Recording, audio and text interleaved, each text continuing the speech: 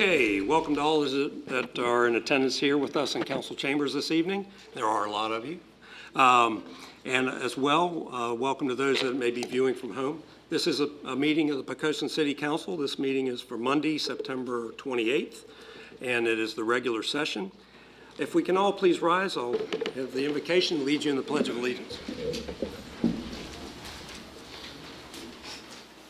Heavenly Father, thank you for this day and for the many blessings we've received in our city over the past week.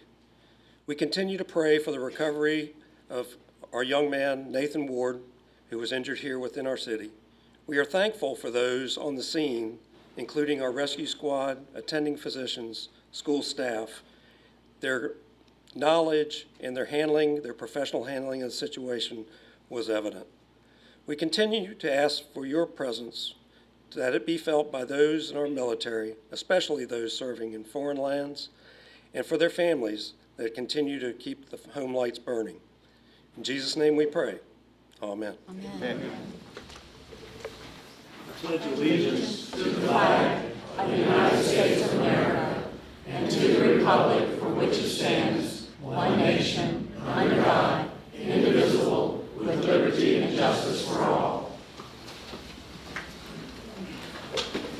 Okay, if you've gotten the revised agenda, I want to talk about that for just a second. I moved the agenda around this evening because as I saw all the signs in the city, a lot of people wanted to come and talk to us. I will tell you why I moved it in that manner. As most of you that may have attended in the past, these meetings are very formal. They're set to be formal for us to conduct business in a very organized manner.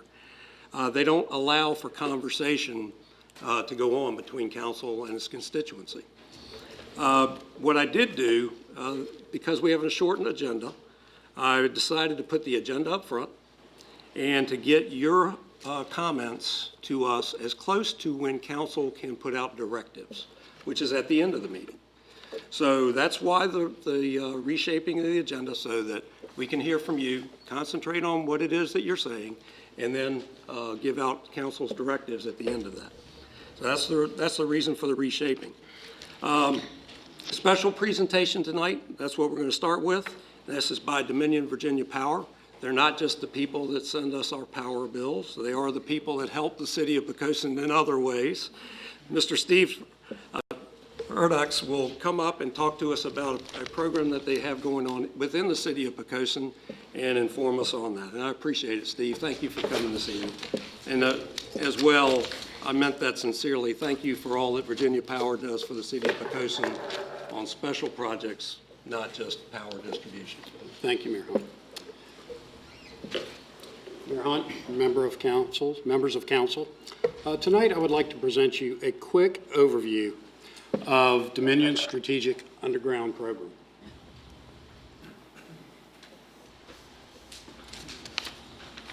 Okay, it's up on the screen up there, but it's not on the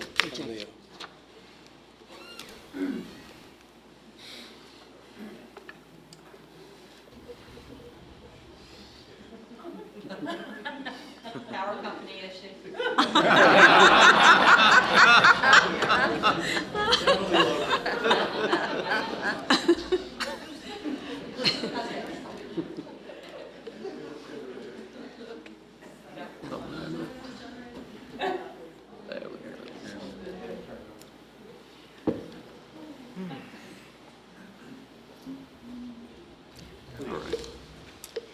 The Strategic Underground Program resulted from legislation that was passed in 2014 that supports the conversion of overhead electric lines to underground. Although the legislation did not mandate that we convert these lines to underground, it has opened the door for us to identify the most outage-prone lines on our system and strategically underground those lines. Dominion's been conducting reliability studies and to determine which underground overhead lines throughout our system would require undergrounding. As the most outage-prone lines are identified, we will work with the property owners to remove the overhead lines and place the underground lines in place. These lines are typically tap lines, not main feeder distribution lines like you've seen in your main arterials or outside substations. They're tap lines that run through neighborhoods, for example. Our goal is to reduce the number of outage repair locations that our crews have to go to following a major storm, therefore reducing the duration of outages for all of our customers across the system. These stars show 25 locations in the city of Poquoson that we're considering for undergrounding. Not all of these may come to fruition. However, it represents around 6.5 miles of our overhead distribution system that we may be undergrounding as we work through with the residents and property owners. Just to give you some scale, annually across Dominion's Virginia service territory, we anticipate undergrounding an average of around 250 miles. So it's quite a bit across our territory each year. Support from property owners is essential for this project. As we look through and we work with the property owners to design and construct each project, it's important to note these are voluntary projects. We're not going to force an underground program or an underground project on any property owner. We plan to place our facilities on private property, so we will require easements from the properties that we're crossing to place our facilities legally. We will need all the property owners along a proposed route to agree with the project in order to move forward and underground that specific project. We've also developed adapters, which will allow us to take overhead services to these houses or residences and place them underground so that we can get the entire area undergrounded. We will communicate with all of our customers routinely and throughout the duration of the project. We'll utilize outbound phone calls, letters, door hangers, and face-to-face contact as we go through the duration of these projects and communicate with all of these customers. I'd like to give you a few details on the construction process. Prior to construction beginning, we will notify Virginia 811, formerly Miss Utility, to locate all the public utilities that are along our route of installation. Additionally, our vendor will work with each property owner, and it'll be our vendor's responsibility to identify all the privately owned utilities that are along the path of construction as well, so that there won't be any damage to those private utilities that are not located by Miss Utility. We will use a trenchless installation method called guide drilling. We will install conduits and cables 30 to 36 inches below the surface of the ground. This will reduce the impact to the properties because the vast majority of this work will be done via a tunnel method, not through any open trench. We'll install pad-mounted transformers and pedestals when needed. When you saw the stars up on the map, probably thought right away, especially after the last 72 hours, some of these areas are subject to flooding. And one of the things we will do is work with the city staff and our engineering staff to ensure that we identify the areas that are subject to flooding, and we take whatever actions are necessary to avoid those flooded areas or to install facilities in a manner that won't be impacted by high water. We have invested in risers, elevated pads for our transformers so that we can get an extra 30 inches or so of height on the transformers if needed. We've also invested in flood kits for our pedestals that will waterproof those kits to avoid damage from any brackish or salt water that would intrude upon them. We're going to use contractors to obtain our right-of-ways and to do some of our construction and some of our design work, but there'll always be a Dominion representative available to answer any questions or to interact with any property owner or anyone who's interested from the city departments. My staff that handles Poquoson. Wade Potter's our project manager, joined me tonight. Heather Montville's our communications coordinator. And Brian Horsley wasn't able to make it tonight, but he's our technical coordinator who works with the engineering staffs and is one of our engineers. And he's assigned to the projects in the Poquoson area. So, thank you for your time. Okay. Appreciate it. Thank you, Steve, and I apologize for butchering your name, Steve Haru. That's okay. But this is actually a good segue into something that I was going to talk about this evening. And so what you're really explaining to us as citizens of Poquoson, and something that we need to be paying attention to, storm preparedness, something that we saw a little bit of again this past weekend with flooding. But this would actually help us harden our city against tree damage, against the things that we experienced with Isabel.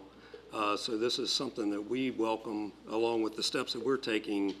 As you can see, we're doing lots of things to get ourselves out of the lower elevations to the higher ground, as well as to basically raise our buildings and our maintenance facilities within the city and many, many households. So this just fits right in with what we're talking about.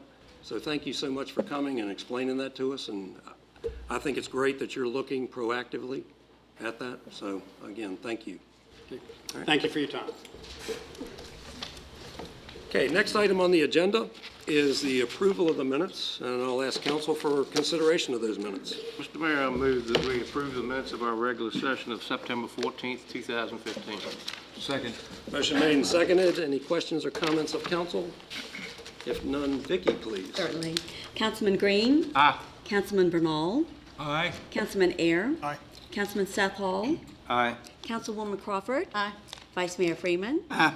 And Mayor Hunt? Aye. Mr. Mayor, the motion carried by a vote of 7-0. Okay, in the work session? Mayor, I move that we approve the minutes of the work session of the same day. Second. Okay, motion made and seconded that we adopt those as well. Any questions or comments by council? None. Vicky, please. Certainly. Councilman Seth Hall? Aye. Vice Mayor Freeman? Aye. Councilman Bernal? Aye. Councilman Green? Aye. Councilman Air? Aye. Councilwoman Crawford? Aye. And Mayor Hunt? Aye. Mr. Mayor, the motion carried by a vote of 7-0. Okay. Next item is under unfinished business, and here we have two ordinances, and these ordinances, the first one is an ordinance accepting ground lease of city property for cell tower site on City Hall Avenue. And I want to let council know, and if there's any questions, you can defer them to Wayne. But on the ordinance itself, in section 1, there's a wording issue where it talks about the ground lease of one initial term of 5 years with 2 5-year extensions. That actually should read with 1 5-year extension. That's the second ordinance in your package. That's the second ordinance in the package, I'm sorry. Okay. So with that said, we had a public hearing on this last meeting, but what I would like to do is we had the first reading of the bids. So Judy, is somebody prepared from staff to? Teresa, you want to come let us know kind of the specifics, going through the bids, high level, good deal, bad deal? I can do that. Thank you. Sure. Only one bid was received for this particular ground lease, and it was from the existing tenant, or the existing leasee over there. It was for six renewals, a one-time $5,000 renewal payment, and a one-time rent increase at the end of the current lease. And that is in addition to the 20% renewal increase in the rents each additional 5 years. The 6 renewals, the city's only authorized to do 5 years, so we did have to reduce the bid to 5 additional and not 6, and so the ordinance does reflect that change. Okay. And what's the approximate rent on this thing per year? Right now, we're getting $12,000 annually, and because we do get co-locator rents, that's about $20,000 a year, so about $32,000 a year right now. Okay. Council, you have any questions? I have a few questions. We put this up for bid prompted by a letter that they were wanting us to, they wanted to renew this, correct? They wanted to extend the lease, yes. Is there a reason why they're wanting to do this? This is like 3 years in advance, correct? Because their lease is up in 2018? Do we know? No. Do you know if 3 years in advance is usual to be Oh, I think working it's, on I this? think it's more. I think it allows them to market the tower to co-locators. They're Okay. willing to put their equipment on there and having to Okay. invest their equipment on the tower. Okay, and then my other question was, when we advertised the public notice, it looks to me like we advertised for continued use of it, which means only they could continue to use it, which means we were really opening it up to them rather than opening it up to any company to use a tower. And I don't know if that is what we intended. Did we intend to only open it up to? No, the continued use of the ground to have the tower on the ground. It's their tower. You're doing a So- ground lease to their existing tower on the ground. Or anyone else that Not wanted to put a tower tower itself. there, the continued use of putting a tower there. This is the ground lease, not the tower. Not the tower lease, the ground lease. So the way that we advertised it, Wayne, was indeed asking, I thought it was, anybody could have come in. We didn't limit anybody from coming in bidding. okay, that was my question, was that we had not limited it to really just one person inadvertently. We did not. Okay. And then finally, I guess my question was mathematically, what are your thoughts? What are your personal thoughts financially, looking at these numbers in, getting the 5,000 up front and investing it? I did not look at investing the $5,000 up front to, it's, I think it's good. I mean, I mean, the question is, Taking, well, as opposed to renewing it at the current lease that we have, the current. they're deal just that we giving have us with them. $5,000 and to renew it. Right, but they're reducing the amount that we would get. No, they're not. They're not reducing anything. They're not reducing any amount that we're getting. They changed it from, Instead of, it was increasing at a rate of, and it will continue, it will continue to increase at 20% at each renewal. They're giving us an additional 10% in May of 18, as well as an additional $5,000 at the signing of the lease. So basically, you're getting a bonus to redo the lease, and they are also increasing the amount of increase that you get per year. Just the Or one per- time. per term, For the first one time. one time. Yeah, we're going to get an Again. additional 10% On about, once, and then 20% on top of that each year, each 5-year period. okay, so we would get the 20%. Yes, they're not taking away the okay. 20%, no, ma'am. Excellent, okay, thanks for explaining that. Okay. Sorry. Anything else? Are there room for additional co-locators on these towers? I'm assuming that there is. And every time we pick up a co-locator, we pick up additional revenue? We sure do, 50% of what they get on it. Okay. I think most of these towers can handle 4. It's got something to do with the height of the tower. The lower it is, the less reliable the connection is. I think that the basic number is you can have 4, a total of 4 on each tower and be secure in the repetitiveness of the service. Does any of this has Legacy commented on this at all? Do we know? The Legacy project people? Does this affect them at all? No. They're gonna be all around it now? The tower is existing today Right, within the boundaries, and this isn't changing anything? correct. Okay, It's not really within the boundaries, it's on city property. right. Teresa, did I understand you to say that in section 1, instead of saying the bid extending the lease for 5 additional 5-year, that should say 1? Or is 5 correct? The ordinance is correct. This ordinance is correct. It's the next one that The next one, I Okay. jumped the gun, I thought I heard him say first one. Okay. I marked up the second one and then turned right to it, sorry. Gotcha. All right, is there a motion? Mr. Mayor, I move that we adopt an ordinance of the City of Poquoson, Virginia, for the extension of the lease of publicly owned property located on City Hall Avenue. Is there a second? All right, motion made and seconded that we approve this ordinance. Are there other questions or comments of council? Seeing none, Vicki, please. Councilwoman Crawford. Aye. Councilman Air. Aye. Councilman Southall. Aye. Vice Mayor Freeman. Aye. Councilman Bernal. Aye. Councilman Green. Aye. And Mayor Hunt. Aye. Mr. Mayor, the motion carried by a vote of 7-0. Okay. You can go far, I hope, because the next item on here is an ordinance accepting a ground lease of city property for the cell tower site at the Public Works compound on Municipal Drive. Do This you one, want to go through the highlights of that as well? yeah, this one's a little easier.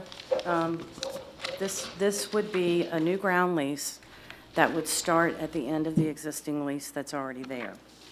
It is for one 5-year period, with one additional 5-year term, under the same conditions, the same 20% increase at each 5-year renewal, the same 50% increase in co-locator rent, which brings, right now, we're getting almost, it's $17,000 worth of annual rent and approximately $72,000 worth of co-locator rent at this point. Okay. That's pretty good. So between the two towers, about 100,000 a year? Yeah, between all, we have 3 of them, between all 3, it's about $140,000 a year. All right. Before I ask for a motion, with the motion, do they need to Yeah, in make the change? in section 1, the very first sentence, it should, that the very last word in that sentence should be changed from 2 to 1. There was only one 5-year extension included in this lease. And that was my mistake. And what happened is the bid was for one 5-year renewal, but the lease that they sent us had 2 5-year renewals in it. The lease came before the bid, so when we were putting this together, compared it to the lease, picked up 2, went back and read the bid. They only bid for 1. They probably wanted 2, but they only bid for 1, so we can't give them a better lease than what the bid was that they sent us. So changing it to 1 is the correct way to improve the ordinance. Is council prepared to make a motion? Mr. Mayor, I move that we adopt an ordinance of the City of Poquoson, Virginia, leasing publicly owned property within the city's Public Works compound on Municipal Drive, with the change in section 1 to read 1 5-year extension. Second. A motion made and seconded. Any further questions or comments? Mr. Mayor, I have a question of Wayne. Would that not have changed that date in that paragraph as well, where we have August 21st of 2033? You know, I don't know, because I haven't calculated whether that was the correct one or not. Just for a second, let me take a look, and I may be able to figure it out. 2030, that August 21st, 2033 is at the end of the first lease. Yeah, that's the That's, existing that's, lease. that's the existing lease. Okay. Right. Thank you. All right, so we have a motion made and seconded. Any further questions or comments? Seeing none, Vicki, please. Certainly. Councilman Green. Aye. Councilman Bernal. Aye. Councilman Air. Aye. Councilman Southall. Aye. Councilwoman Crawford. Aye. Vice Mayor Freeman. Aye. And Mayor Hunt. Aye. Mr. Mayor, the motion carried by a vote of 7-0. Okay, very well. Under new business, we have 2 items this evening. First is a resolution authorizing the city manager to enter into a contract for financial advisory services, and I believe that would be the same financial advisory services that have That we currently fared have. so well with Davenport and Associates. Davenport and Company, yes, sir. Okay. Yes, sir, for a 1-year contract with them to expire in December of 15. Is there any question? If not, before, I'll make a comment about Davenport if y'all would like, but is there any questions about using Davenport again? Okay. Is there a motion that we do that? Mayor, I move that we adopt a resolution authorizing the city manager to enter into a contract for financial advisory services with Davenport and Company LLC as amended. Second. A motion made and seconded. The comment that I wanted to let everybody know about Davenport, and they're not here to blow their own horn, so I'm going to blow their horn for them. They are the company that when we took their financial advice and we aligned our policies and procedures the way that they asked us to, that the net result in the realignment of our debt resulted in the city of Poquoson being the smallest city in the state of Virginia having a AAA bond rating. And what does that mean to the citizens of Poquoson? What that means to you is we were able to basically redo all of our debt, a lot of it higher interest rate, and save about $1 million a year on our debt services. So that's why I say, this is Davenport, I'm assuming, because you can see that we really respect and trust what they tell us. So that's all I wanted to say. I have a motion made and seconded. Any questions or comments? Okay, if not, Vicki, please. Councilman Southall? Aye. Vice Mayor Freeman? Aye. Councilman Bernal? Aye. Councilman Green? Aye. Councilman Air? Councilwoman Crawford? Aye. And Mayor Hunt. Aye. Mr. Mayor, the motion carried by a vote of 7-0. The final item under new business is a resolution making an appointment to the Peninsula Agency on Aging. Is somebody prepared with that motion? Mr. Mayor, I move adoption of a resolution making an appointment to the Peninsula Agency on Aging with the insertion of the name Patricia D. Green, which is a reappointment, currently serving in that capacity. Second. Okay, I absolutely wholeheartedly agree with that. Thank you, Councilman Bernal and Mr. Vice Mayor. Questions or comments? Okay. What a great job. All right, thanks. Councilwoman Crawford? Aye. Councilman Air? Aye. Councilman Southall? Aye. Vice Mayor Freeman? Aye. Councilman Bernal? Aye. Councilman Green? Abstain, I believe I'll notable. Mayor Hunt. Aye. Mr. Mayor, the motion carried by a vote by 6-0 with 1 abstention. Okay, so now we've reached that point, and you can see why I said that the agenda should be brief. So now we're at the section of the agenda for audience for visitors. I understand we've had some sign-ups. I don't know what I've done with the sign-up sheets, so put them here somewhere. Find them in just a second. But while we're doing that, I want to remind everybody a few things about talking about the Walmart, which the vast majority of you signed up to discuss, and asking you not to repeat yourselves over and over and over again. If somebody makes a statement that says, you know, we don't want Walmart here because of this, simply stand and show that. We all understand, I mean, we're not blind, we see the signs in the city. Some of us do Facebook, some of us avoid it like the plague. But, you know, it's okay not to repeat yourself, because we all know why we're here. With that said, first and foremost, we do not like to limit speakers. But a lot of you have signed up to, if I gave you 5 minutes apiece, that would be almost 2 hours. Okay? That's if I gave you a time limit. Well, wait a minute. Okay? And we're prepared to sit here as long as you want, but understand that we already we understand the message, but I want to put out a few things for you to understand before you deliver some of the things. First is that we understand at least one councilman has been asked about the possibility of doing an emergency ordinance, an emergency zoning change that would allow the city of Poquoson to require councilmatic approval of any store greater than, say, 15,000 feet. I'm paraphrasing. So I asked, you know, that is beyond the norm, so I asked for legal counsel on that.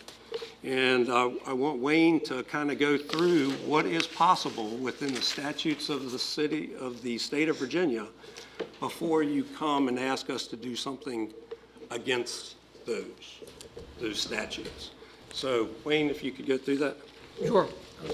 Basically, to do an amendment to the zoning ordinance, there are 2 series of laws that we have to follow. Our own ordinances, which we have passed, and state law, which also tells us what our authority is. The city of Poquoson gains its authority through statutory law, authorizing us to take certain steps. And zoning is one of those things that the state has authorized city governments to control, and then there are a series of statutes that control that. In order to amend a zoning ordinance, the ordinance has to go to a public hearing before the planning commission. Planning commission has to consider that amendment to the zoning ordinance, the effect that it has on the city. And also, then the city council has to hold a public hearing and then determine how that zoning ordinance fits into the overall comprehensive plan that we have for the development of the city and sort of the rules and regulations that we have in place. So there is no such thing as an emergency ordinance. You could not tonight pass an ordinance changing the zoning ordinance. It would have to be done through that particular administrative process. Okay. All right. So that being said, I just wanted everybody to understand that, you know, that's what the laws of the state of Virginia say, not the laws of the city of Poquoson say. So we're going to have to pay attention to those. Other than that, I found my list, and we will do the Walmart group first. And I'm going to start with Jana Andrews.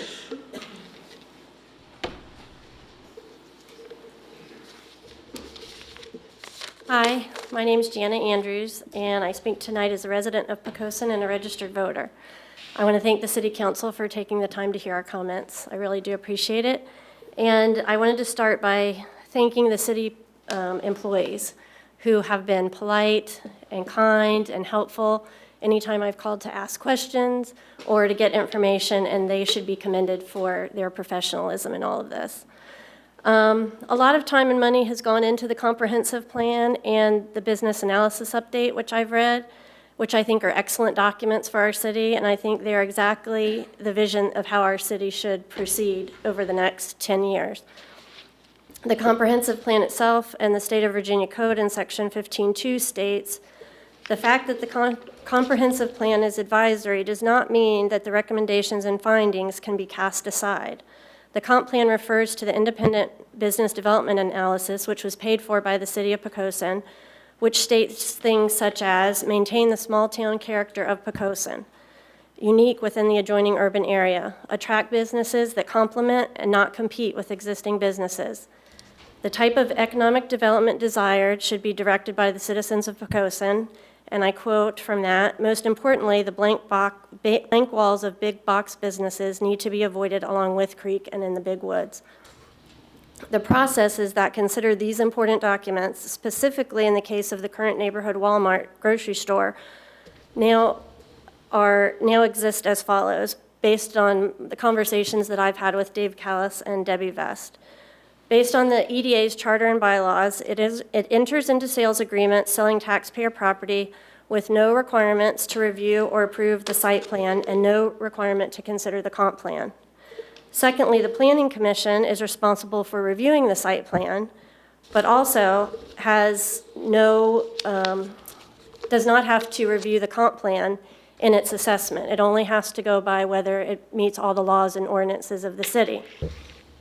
The City Council, I feel it's your job to make sure that the city is evolving the way the comp plan says that we are supposed to be evolving.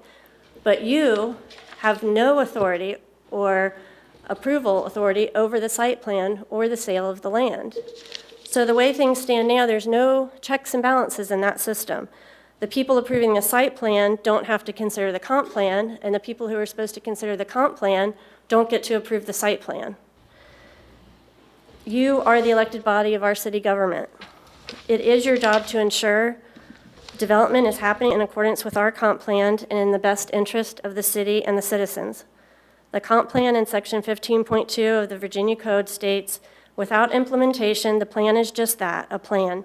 Development must be based upon proposals that are substantially in accord with the adopted comprehensive plan. It is important that regulatory documents reflect the purpose and intent of the comprehensive plan so that the Planning Commission and governing body may influence and shape growth of the community effectively. So you, our elected officials, have the tools, the documents, and the guidance that have told you what to do, yet it hasn't been done in the past 4 years since the comp plan has been completed. So I would ask that you act now to put in place those ordinances or conditional use permits, whatever it may be, to give you, the city council, the proper review and that are in accordance with the comprehensive and business plans that you paid for. I would request, as Mayor Hunt said, that if it's possible, that you add to the agenda, either tonight or a future agenda, consideration of a special use permit that would be required for buildings over 15,000 square feet, so that this situation that's occurred with a development this large in a city this small gets approved without you being able to require a economic development study or a citywide traffic study, or to even look at the plan and see if it conforms to our current comprehensive plan. This development will forever change the face of Poquoson. We will no longer be a bedroom community unique to the surrounding urban areas as our current comp plan states. As our elected officials, you must enact whatever measures it takes to ensure this neighborhood Walmart development not go through without a public hearing for citizen input, an economic impact study, a proper citywide traffic study, and review and approval by you, our city council. This is the first of many ordinances that need to be done to ensure proper studies, approvals, and citizen input goes into new development in Poquoson per our comp plan and the Virginia Code. I've lived in this city for 18 years, and I've raised my children here. I pay more for my house, I pay higher taxes, I have to worry about being flooded. But I'm willing to pay that premium to live here because I love this city, and because when I cross that bridge coming into Poquoson, or I cross Carey's Chapel, it looks different, it feels different, it is different. If Poquoson is going to have heavy traffic due to uncontrolled development and big box stores like Walmart that shut down our local businesses, and I can no longer tell the difference between York County, Hampton, and Poquoson, why would I pay a premium to live here? Thank you.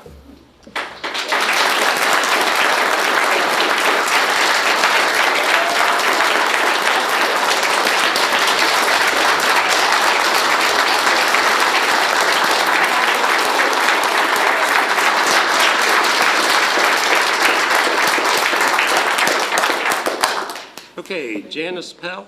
Excuse me, I need to borrow a pen from Miss Judy, my advisor. I've got an extra. Good, so that means we got 2 speakers left. Good evening. I want to echo Jana's comments and accolades for the city staff who truly have been very helpful. Judy, the staff in your department have been great. Vicki, we appreciate all you've done. Dave Callis, others in the planning department have been wonderful as well. I am going to speak a bit to the comprehensive plan, even though Jana did, but I think it's important to reiterate why. In 2009, Poquoson City Council officially approved the 2008 to 2028 comprehensive plan designed to guide decisions on land use and development in the city. It was developed through the collaborative participation of the community, the Hampton Roads Planning District Commission, City Council, city boards, commissions, committees, and city staff. The plan recognizes that retail development is an important economic development option and that there was a significant opportunity for Poquoson to support a tailored version of a lifestyle retail center anchored by a specialty grocery store. Walmart is not a specialty grocery store. In 2011, the city further contracted for a business development analysis to guide the city's economic development activity. And this analysis identified the need for the city to implement the recommendations of the comprehensive plan, maintain the small-town character of Poquoson, attract businesses that complement, not compete with existing business, emphasize quality more than quantity, and enhance the community character. The proposed Walmart does not meet the City Council's mandate as contained in the comprehensive plan. The proposed development ignores the plan, it ignores the participation process, and ignores the plan's stated vision for Poquoson. And the citizens of Poquoson deserve better than a 42,000 square foot Walmart. As citizens, we have the right to expect our elected officials and city staff to implement the community's vision as contained in our comprehensive plan. If the market for a lifestyle center, as envisioned in the comprehensive plan and in the business development analysis, really doesn't exist, truly doesn't exist, then proof needs to come from an outside source, independent of what the city's own economic development staff and volunteer economic development authority says.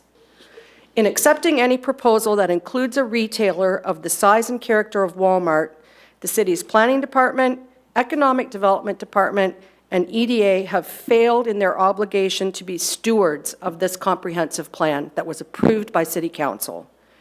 If this project moves forward in violation of the comprehensive plan and the community's trust in our elected and appointed officials, then those responsible should be removed from their duties as well. If the comprehensive plan really doesn't work or truly doesn't fit the economic realities of today, then we must go back to the drawing board and begin again. Anything less than that is a violation of the public trust.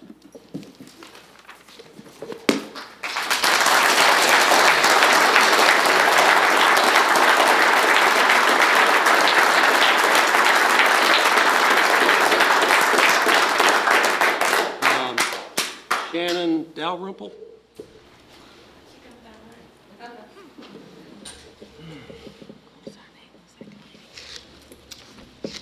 I didn't get your name. Hi. Sorry, I'm not going to sound quite as educated as they do. I'd like to start by saying I'm a little upset about the way this deal has come about, how things were changed. All of a sudden, things seemed a little sneaky. So the deal between our EDA and Crest was done haphazardly and was irresponsible. The reasons for this are laid out in our comprehensive plan and can be seen economically as well. The fact that our leaders have allowed a developer to bypass any vote or public hearing is reprehensible. I would encourage City Council to go back to the drawing board and create an ordinance stating that any building over 15,000 square feet be voted on by City Council with a public hearing. The reasons for this are as follows. In the forward of our comprehensive plan, it states, since the plan is intended to guide decisions with land use and development, all, in capital letters, interested parties should review this document when determining a property's potential use, from potential developers to the individual property owner. This document has been created to demonstrate the desired pattern of development and conservation throughout the city. The EDA should have to look at that. It should have to be considered. No one, including the EDA and City Council, knew what the developer wanted to build. This is a direct violation of our comprehensive plan. How can we review the document to know if it's in accordance with the plan if we were unaware of what was being built? Nobody knew before the contract was actually entered into. Furthermore, Section 15.2 of the Code of Virginia references the legal status of the plan and specifies that once the plan is approved and adopted, it controls the location, character, and extent of the features shown on the plan. Future development must be based upon proposals that are substantially in accord with the adapted comprehensive plan or part thereof. Once again, a contract should not have been formed without the knowledge of said project. It is plain irresponsible and tiptoes around the line of ethics. The section titled Comprehensive Plan's Relationship to the City reiterates this fact yet again. While the state of Virginia requires each locality to prepare a comprehensive plan, the state establishes the legal status of the comprehensive plan as an advisory document to serve as a guide and one of the many factors to consider on zoning decisions. It is not a regulation like the zoning ordinance or other regulatory documents. The plan guides decisions of the governing body, Planning Commission, Board of Zoning Appeals, and the city government by providing the vision, goals, objectives, and implementation strategies. However, the fact that the comprehensive plan is advisory does not mean the recommendations and findings can be cast aside. Again, Section 15.2 of the Code of Virginia references the legal status of the plan and specifies that once the plan is approved and adopted, it controls the location, character, and extent of the features shown on the plan. Future development must be based upon proposals that are substantially in accord with the adopted comprehensive plan or part thereof. The comprehensive plan also states that a good fit for Poquoson would be niche shops and specialty grocery stores. It also mentions a lifestyle center. It states that when bringing in business, we need to have businesses that do not compete with existing ones and contributes to our small town atmosphere. Also, looking some stuff over today, I don't know all about this, but there is a PUD that states that any building over 15,000 square feet have a conditional use permit, including those by right developments. This would allow for our council and the public to be heard on such an important matter. The comprehensive plan states over and over again that it must be considered and that local officials review plans. In this portion of the Big Woods, or if this portion of the Big Woods is not covered under PUD, I would strongly urge council to change that. The PUD and our comprehensive plan are more important than a sneaky company trying to bypass the system, and more importantly, the public they claim they will serve. By allowing this developer to give the city the runaround, we have completely disregarded the comprehensive plan, which has been given legal status by the Code of Virginia. The comprehensive plan must be taken into consideration as it is a vision for the successful growth of our city. I fear that in not following it, we are opening up a legal can of worms that cannot easily be undone. Our city has bit off more than it can chew with this development. It will cost us more annually than it may bring in and is in direct violation of our comprehensive plan.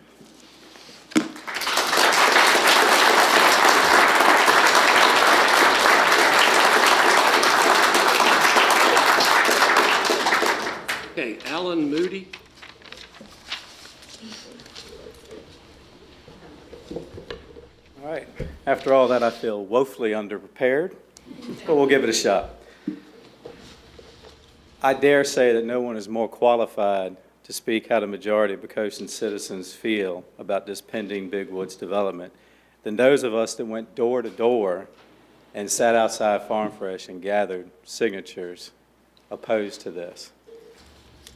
I myself, along with my wife and family, door to door, over 200 signatures just for us. There's about 30 of us doing that. And I can tell you it's a vast majority of people are against this. I'm going to read to you what they signed. We, the undersigned citizens, residents, and business owners of the city of Poquoson, Virginia, vote against the Walmart neighborhood market. We are not opposed to growth. We welcome businesses that will contribute to the city of Poquoson, not take away from it. We are concerned for our traffic, existing businesses, and local economy. We ask that the City Council of Poquoson, Virginia, deny any request that would allow the construction and existence of Walmart neighborhood market in the city of Poquoson. Now, things have changed a little bit since we started this process. One reason why we're all here tonight is we don't really know where this project stands. We're here to let y'all know that, and we want y'all to communicate to us when you can, as soon as you can, what's going on. Now, I would like to share that going around door to door personally has been a rewarding experience, as I'm sure it is for the other 30 or so that have done it. We've gone door to door. We've had people invite us to church. We've had people invite our family in to talk. They welcomed us into their homes. Most of the time, I don't even have to go up and knock on the door because neighbors are calling other neighbors down the street to let us know we're coming. And I'm amazed at that. I've had people come and say, I've been waiting for you. It's about time you got here. And all of them have been appreciative and thanked us for our work in bringing this to everyone's attention, even those that are for Walmart. I went around door to door, I'm speaking for myself, to let everybody know and to try to clear the air because there's a lot of miscommunication going on, a lot of misinformation out there. But with that said, with all the good that's happened, I would want to share some of the bad. Some of the bad that's happened when I was going around is I want y'all to be aware that I came across families who are new to this community who point blank told me I would not have moved here if I knew this development was in the works and coming. I hope that hits home because we need people here. We want people here. The other troubling news that I got, I'm sure y'all are aware and y'all have heard this. This is already a done deal. I refuse to believe that. That's why I'm fighting. That's why I'm here. That's why the people behind me are here. I want each of you to put that statement to rest. And to do so, we need you, the City Council, to vote on and enact a city ordinance that will allow our voices to be heard. Now, Mr. Mayor, I know what you said. I know what the council said, the city attorney. I want you to do it, and I want you to do it legally, whatever it takes to get it done, whether that's a special meeting, whatever it takes. All I am asking is the city council passes an ordinance that matches the comprehensive plan that you've heard so much about.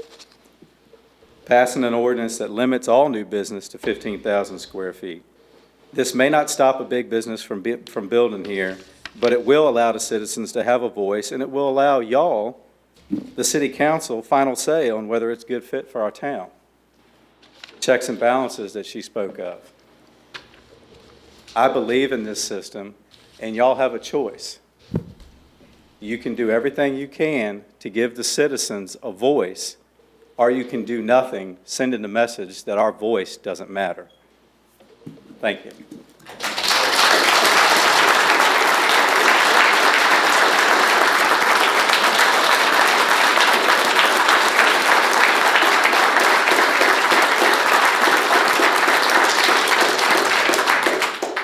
Okay, Mary Kay Weston?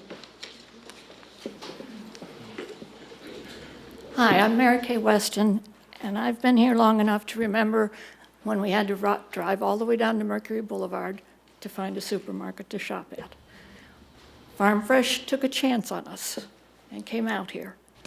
And now we're talking about letting Walmart come in and cutting the legs underneath them.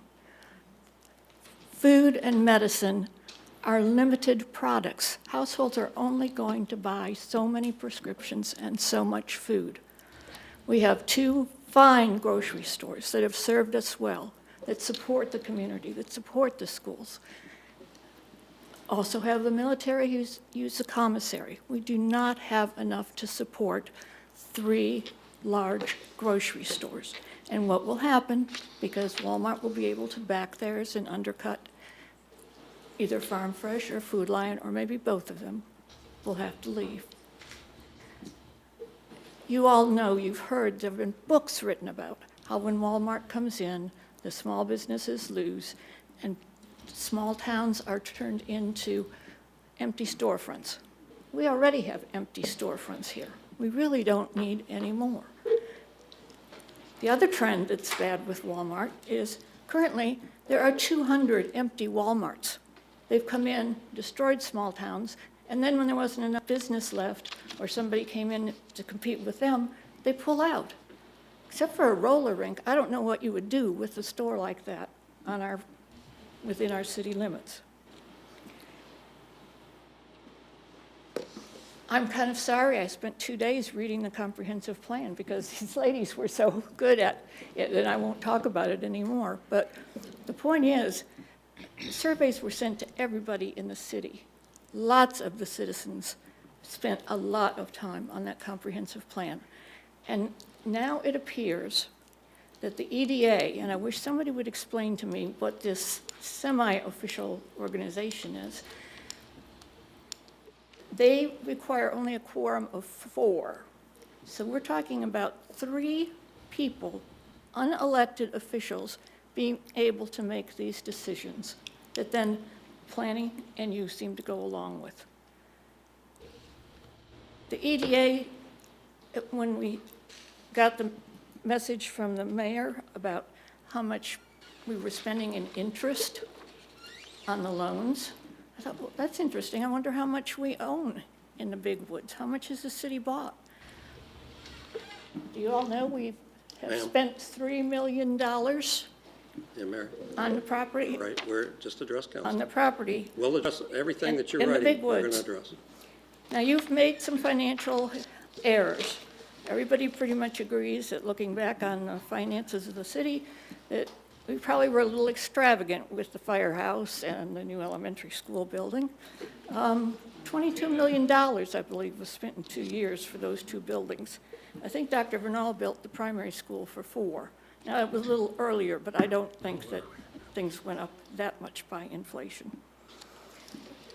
What I am worried about is, again, the sad attitude that the young man presented. I've been told, don't bother to go, because it is a done deal. I don't know if it is, because we don't know what the developer's going to do, and evidently he's the one that takes the lead. It would seem if they're pulling around with this, the city still owns that land. We just don't have to sell it to them. We've also heard that, yes, we've sold them property before, and we didn't make them stand up to environmental. Now, there is another land someplace. We don't know, and that's been part of everyone's frustration with the city council and the planning committee. The Daily Press says, oh, the mayor didn't answer the phone calls. City manager says no comment. There was one sentence put up that says, oh, the developer is withdrawn and is going to look into doing such, period. No explanation what that is. We all had to go search for it on our own. I used to feel that the city council and all the volunteers on all the commissions, we were all working together for our town. The attitude that's come up now is that there's all this secret little stuff going on behind, and somebody knows this and somebody knows that, and that the people that are supposed to make the decisions for the city, you're supposed to be for us. And now we're starting to feel like you're against us. People are having to fight to get their messages out. And I'm sorry, I don't come out much anymore, but I felt strongly about this that I had to. Thank you. Okay, thank you.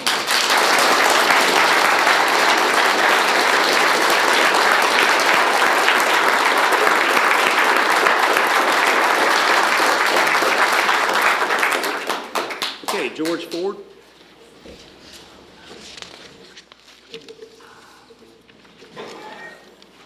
Mr. Mayor, City Council, thanks for allowing us to speak tonight. I'm not going to be redundant. I won't repeat myself. I won't stay up here for 5 minutes, but I would like to address a couple of issues.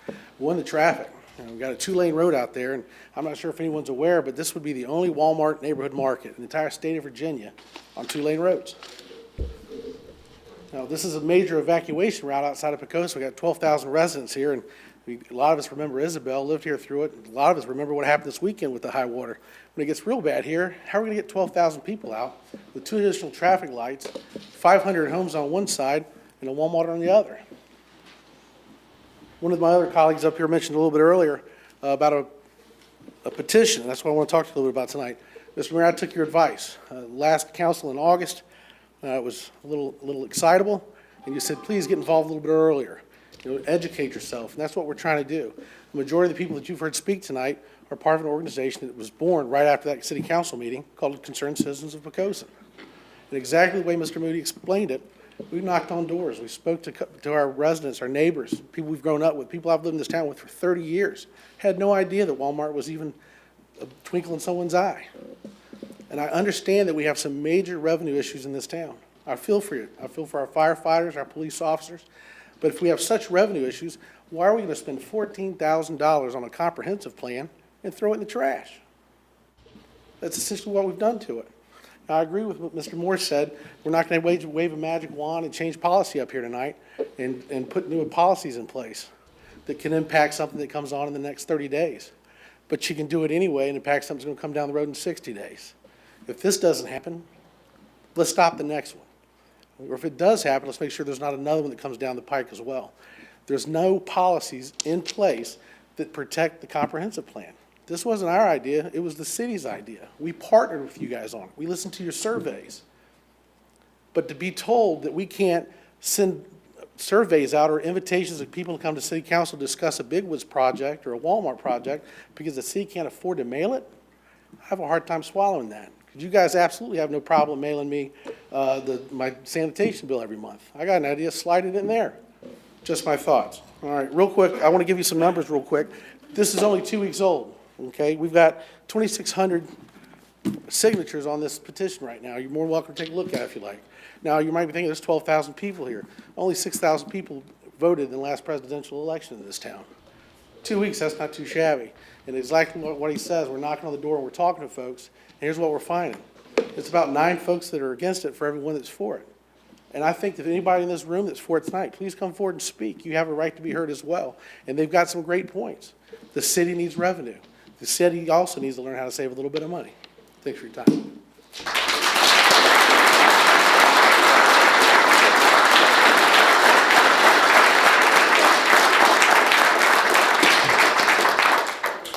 Kathleen Guthrie.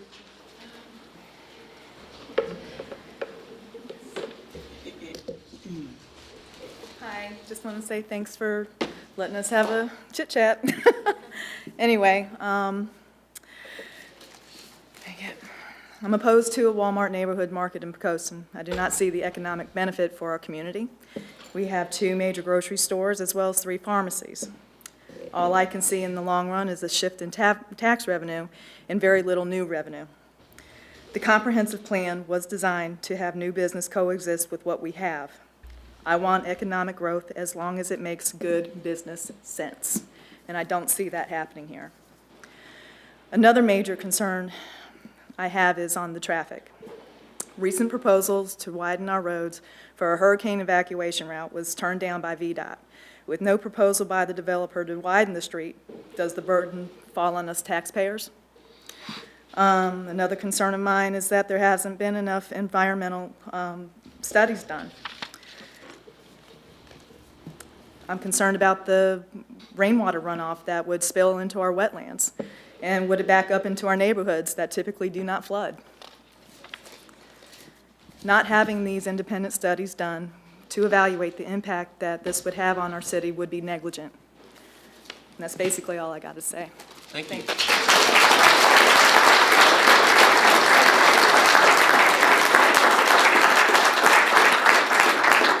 Okay, Mark Andrews.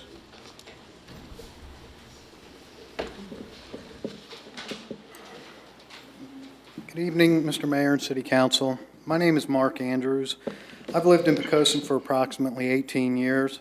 I'll never forget the first time I drove through the city and how it reminded me of some of the small New England fishing towns I visited as a child. Having young children at the time, I was also drawn to Poquoson by the quality of the school system and the safe environment the city portrayed. After all, how many other cities do you find nowadays where there are essentially only 2 ways in and 2 ways out? A natural crime deterrent if I ever saw one. I grew up in the Northern Virginia region at a time when it was considered in its infancy, prior to the mass development seen today. My family was a major player in the development of Loudoun County back in the late 80s and early 90s. We developed, alone or in partnership, over 8,000 acres in Loudoun County. So I speak from personal experience in regard to this situation. I'm not anti-development. It's through development we can better our community by increasing and diversifying its population, resulting in the ability to promote and sustain both commercial and residential development through which we gain the greatest benefits. However, development needs to be managed in order to sustain a community. Poquoson is unique geographically. I maintain there are only 2 ways in and 2 ways out of this city. Others are quick to point out there are actually 4. Technically, this statement is true. However, the reality is there are only 2 ways of ingress and egress, and they are what I term choke points. You've got the Wythe Creek Bridge, and you've got the Carey's Chapel, Yorktown Road, Victory Boulevard intersection. Over the past year, the city has approved 5 development projects within the city of Poquoson. On their own, each project may not seem as though it adds much burden to the transportation networks of Poquoson. But when combined, it becomes obvious the City Council has allowed a system of gridlock. Based on the Institute of Traffic Engineers' methods for calculating traffic impact, these 5 projects will contribute approximately 7,500 vehicles per day on the local roads, all leading in and out of the only 2 points of ingress and egress. This is a prime example of uncontrolled growth at the detriment of a city so highly regarded as one of the top 10 places to live in the Commonwealth of Virginia. A city where people want to live because it's small hometown feel and bedroom community vibe. I don't believe you can or should even want to stop growth, but you definitely need to manage growth or you will give up all the qualities that make the city of Poquoson an ideal place to live.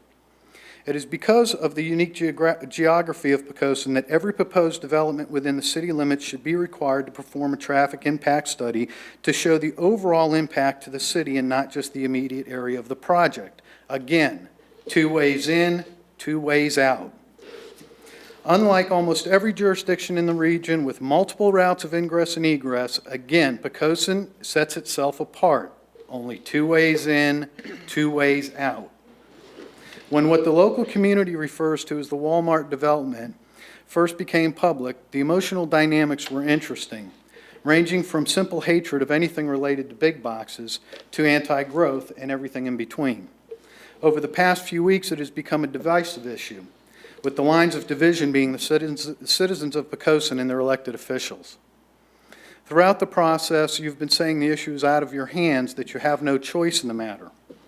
It kind of reminds me of the lyrics to a Rush song called Free Will. If you choose not to decide, you still have made a choice. You always have a choice. Tonight, it's simply a matter of whether or not you decide to make the choice to listen to your constituency or just sit idly by and do nothing. I think now is the time for the City Council to make a choice that I believe will have long-term political implications for each council member. It is unconscionable to me to think the City Council would allow themselves to be in a position of having no say as to what type of business can locate in the city, the location of said business, and its impact on the economy and the infrastructure. Therefore, I propose the City Council immediately begin the process to enact an ordinance requiring any structure greater than 15,000 square feet to require a conditional use permit. I would also request the City Council enact an ordinance requiring all development projects within the city limits to require a traffic impact study rather than simply a site-specific impact study.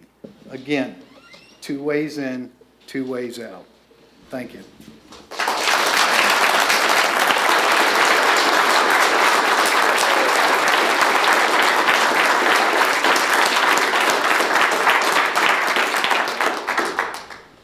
Okay, Ms. T.N. Emerson? Comments will be conveyed, it's already been stated. I would like to say that my canvassing, I got the same remarks as already been stated. Okay, thank you.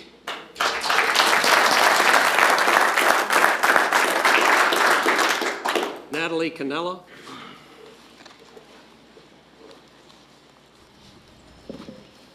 Hi, I'm a little nervous, so bear with me.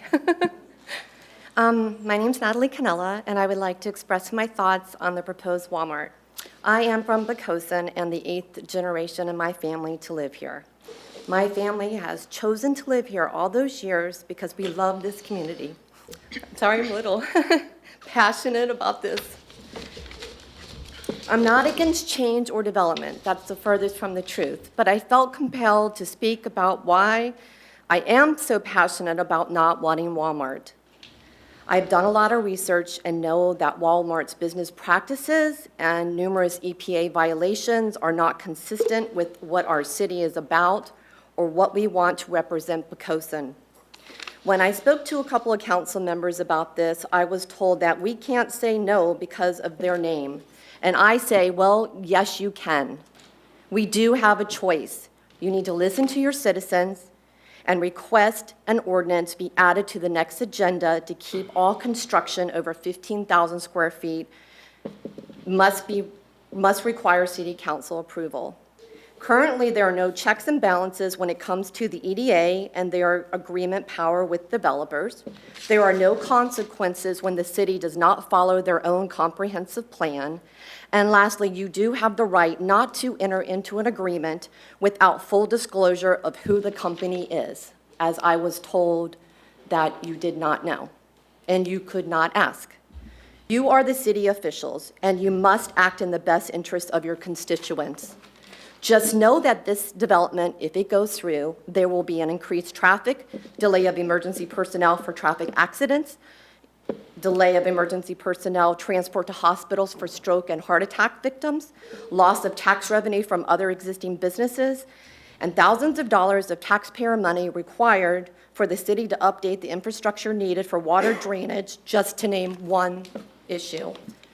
City employees, I have heard that they think that they will get raises or extra personnel if this new tax base comes. That is no way that the city council can promise this or even possibly make that statement a reality. Lastly, with this, most important and passionate of my opinion is that we will not stay on the top 10 list of the best cities in Virginia, and we have worked very hard to be on that list. I would love for my children and future generations, to know the city that I love as much as we all do. please help us keep it a place where people want to live and move to, not from. I am Bull Island born and Bull Island dead. And when I die, I want to be Bull Island dead. So please, without a Walmart, okay? Thank you.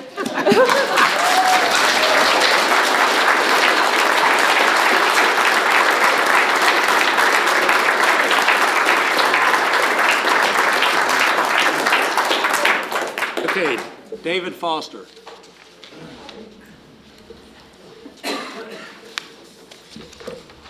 Good evening, folks. I am prepared, even though I don't have a piece of paper sitting in front of me, because I want to talk about feelings. I moved here in 1982. I brought my family here, and while I can say I never worked in Poquoson, I always worked outside of Poquoson. Poquoson was my home. 14 years ago, I went to work for the city of Virginia Beach. I lead a team of IT engineers. I deal a lot with the city council in Virginia Beach. I deal a lot with the 34 different department heads. As I mentioned, I live there, or I've been working there for about 14 years. I have seen, as I drive down Princess Anne Road, past the amphitheater, getting to the municipal center, I've seen it go from fields to 4-story complexes like we have coming up with Legacy. I've seen shopping malls come in. I've seen shopping malls basically die.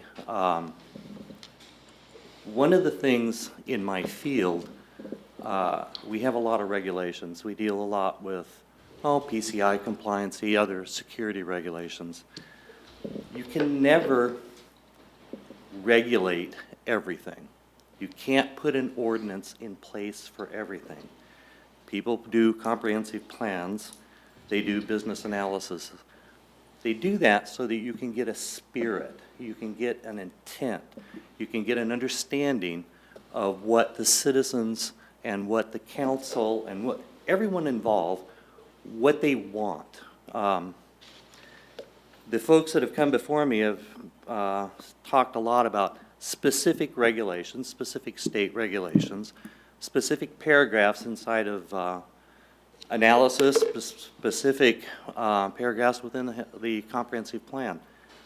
All of it portrays an intent. It portrays an intent to keep an atmosphere within Poquoson. We all understand, and I see this a lot in Virginia Beach, you need progress, you need growth.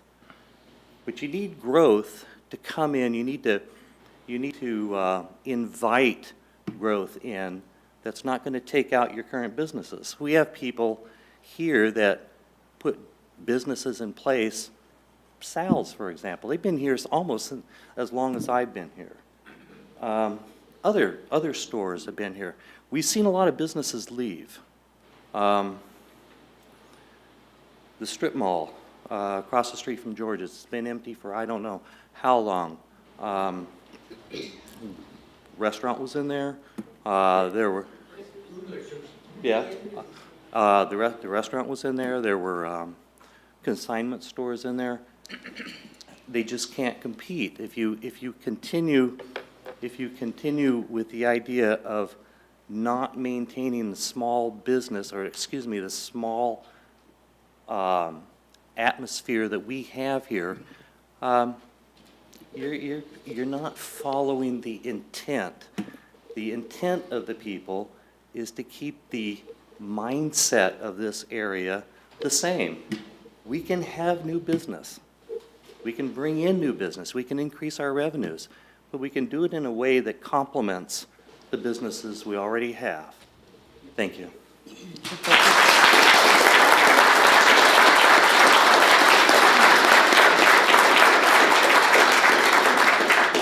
Okay, Sky Ellenwood.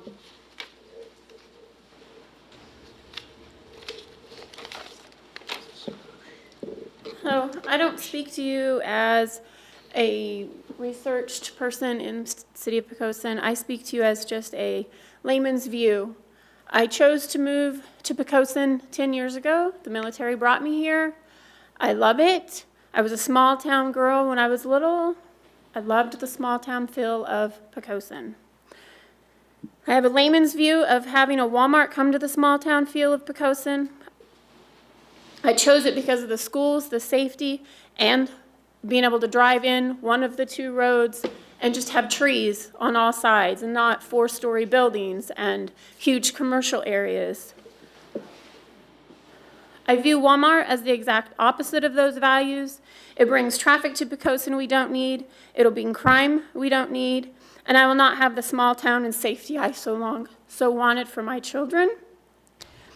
I see the signs on the marquees in town and advertising about keeping your business in Poquoson. Yet you want to bring in a big store like Walmart and drive those small businesses out of town? Is that what you, as the city council, wants the future of the city to be? The longer I live in Poquoson, I hope that my children can grow up. My youngest is 6. I would love for her to feel that she could stay here and build her own family. However, I fear with the city bringing in Walmart, what will be left? A ghost town of what it used to be?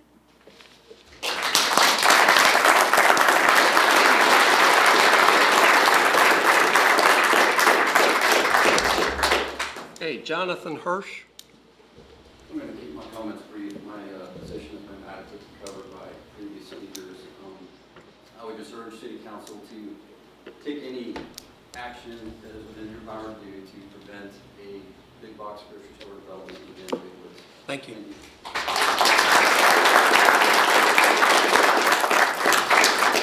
Okay, Susan Burnett.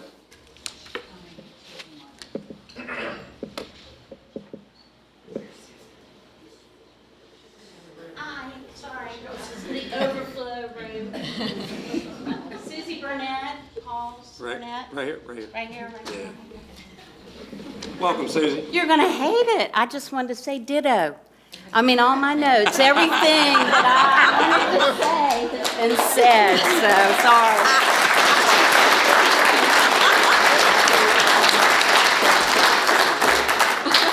I like that. Thank you. Karen Lynch.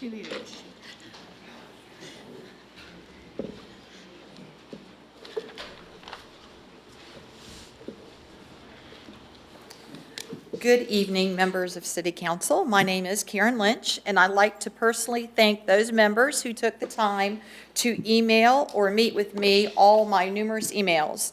And to those that didn't, well, you know who you are, and I'm not going to have my feelings hurt. I'm here tonight to speak to you on a very serious matter. In reflecting on last meeting where members of our community spoke against the Legacy Project, some members seemed angry with the community uniting and questioning decisions. Some stated we were too late with our pleas and asked where we were a year ago when this process started.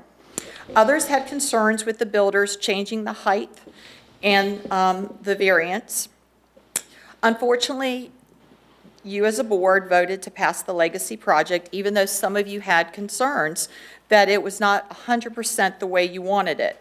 Well, tonight, I am here to ask you to put protections in place so your concerns can be addressed and the decisions affecting our city remain in your control. I urge you to immediately enact the ordinance requiring all buildings greater than 15,000 square feet to require a conditional use permit. By taking the necessary steps Mr. Moore stated, you put control back in your hands. As a member of our incredible community, I know each of you have concerns with the long-term health of the city's economic viability. By enacting this ordinance, you allow yourself time to gather information, time to gather the public's opinion, time to gather facts, time to ask questions, time so you can make a well-educated decision.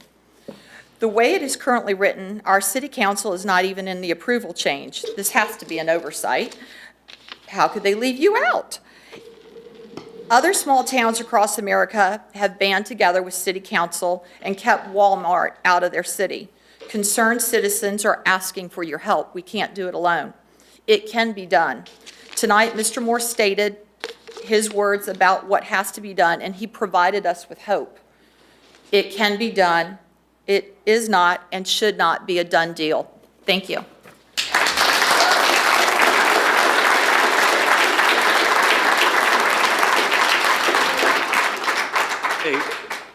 Georgiana Bauer? Good evening. My position has been clearly stated by others, but I just wanted to relay a conversation I had with my sister. My sister lives in a small town in Maine, and they got bamboozled and had Walmart come in, and they have lost almost all of their small business. And I implore you not to bring Walmart into our town and destroy the small town community that we have. Thank you.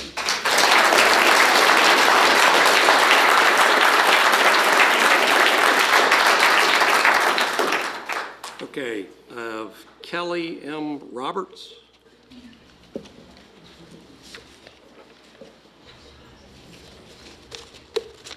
I really wasn't expecting to speak, but I put it a little bit together. First of all, thank you, Council, Mayor Hunt, for letting me speak, letting the residents speak up. It has been the best experience that I've ever had living here, being able to out petition for signatures from the community. I've met so many great people.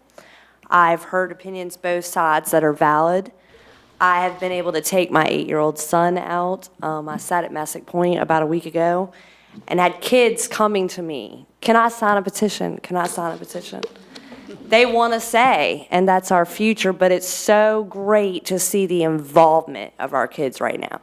I have kids, neighbors' kids asking me, can I go with you to petition? We don't want a Walmart here. We're different than every town around here, and we like to keep it that way. We're not saying we're not open to build, and I'm not going to be redundant.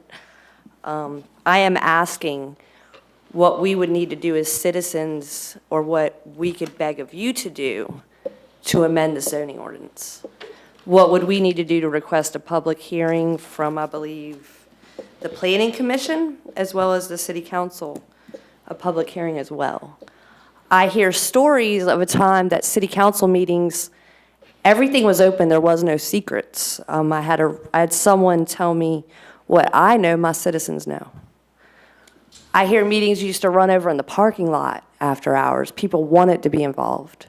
Now people have no idea what's going on. How did that happen here? Why does the EDA get to say, but our city council doesn't? Our citizens have no input. What was supposed to be created as a unity, and thank God so many people support that we don't want a Walmart here, has also created division. To some people, it's like talking about converting to a different God. People are so worked up. I mean, it's nice to see people so sparked about something other than football here. I mean, no offense, but my God, people want to get involved now, finally. But why did it take all this?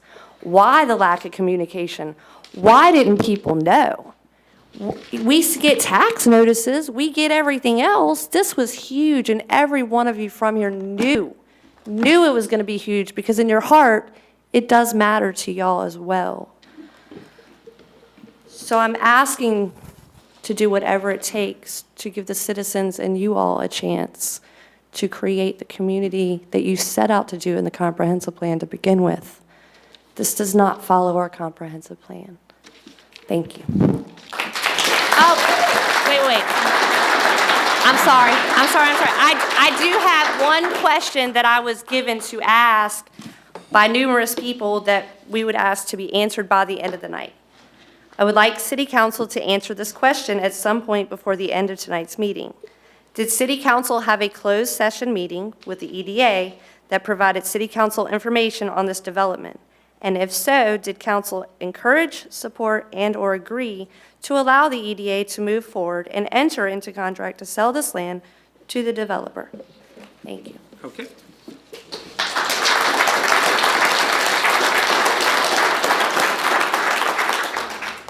Okay, Amanda Philbeck?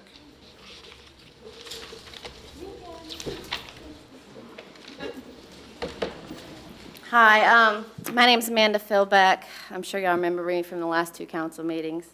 First of all, I just want to say thank you publicly to Mr. Freeman for helping us solve the issue we had that was brought forth to council last week. It took less than 2 weeks, and he worked hard. He worked real hard at finding a solution, and he did, and it's fixed. And my neighbors and I are now safe, and I really appreciate that. Now, that leads me into the Walmart. Knowing that y'all can work really hard to solve problems if you really, really want to,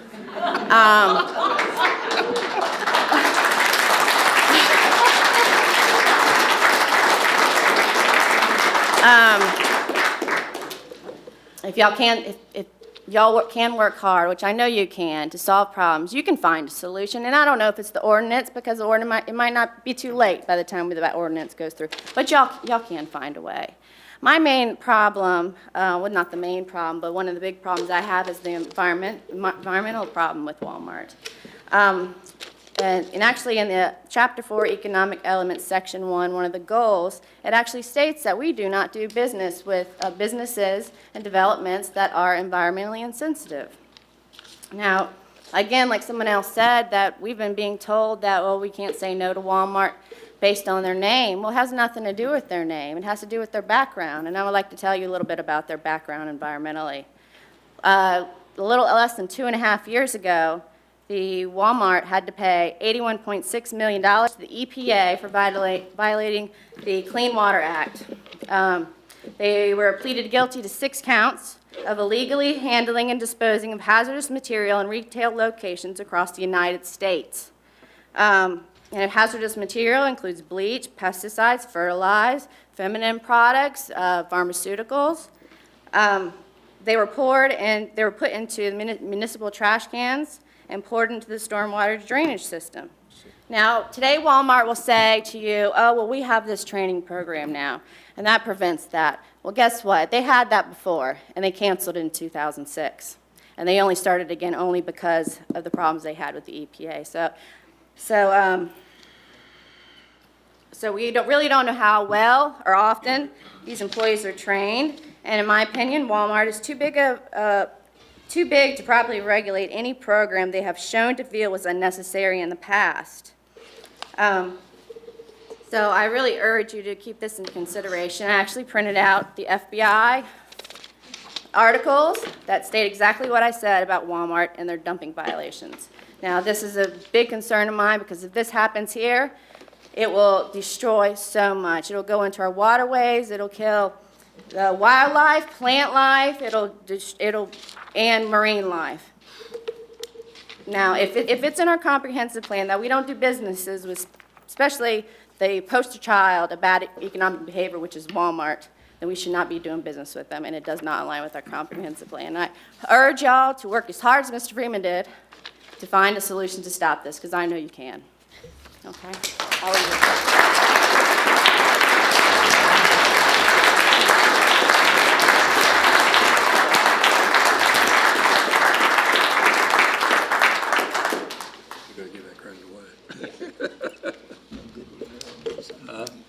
All right, let's see, Tracy Kennedy.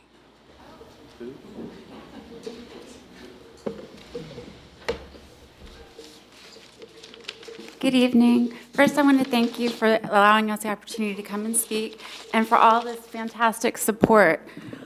I grew up in Poquoson. I guess I'd still be considered a move-in according to Bull Islanders, but I lived here when there was no stoplight, there was no Farm Fresh. That's how long I've lived here. My first job was at Farm Fresh. I didn't really truly treasure Poquoson until I've gone around the world and lived places, and you realize how special Poquoson is. It's a family environment. It's wonderful. I really want City Council to think about what we have, because sometimes in life, you don't realize what you have until it's too late, until you lose it. And the thing with Walmart, it will completely change the environment of our community. And once it's changed, you can't go back. After college, I lived in a post-communist country. And it was a very exciting time because things were changing. They had this energy that we're having right now with this movement. And people were charged and they were excited. And they talked about what it was like to live under a communist regime. Things were hidden, people were watching, they didn't have freedom, they had to meet in secret and talk about things, and things were done covertly. And I'm not going to speak on behalf of anyone else, but I feel like things weren't transparent, and it's better when there's light to things, that you know, what the citizens know what's going on. And I think as a citizen, I have to take responsibility and be more active and not just, okay, everything's going to stay the same, because it's not. And I was supposed to talk about traffic, but that's already done because I got here late. So I'd just like to end with this. One of my favorite quotes from John F. Kennedy: "When written in Chinese, the word crisis is composed of two characters. The first represents danger, the second represents opportunity." I hope City Council will take this opportunity to realize what your citizens are saying.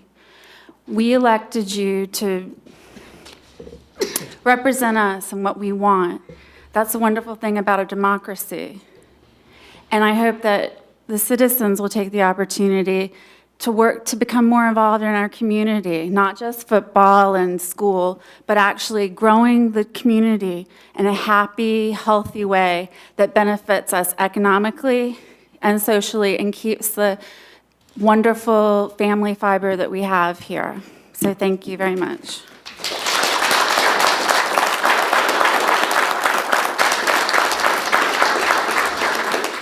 Okay, Phyllis Mapes. Phyllis Mapes? She's not one that wanted to be deleted. Oh, okay, sorry. Pete Peters?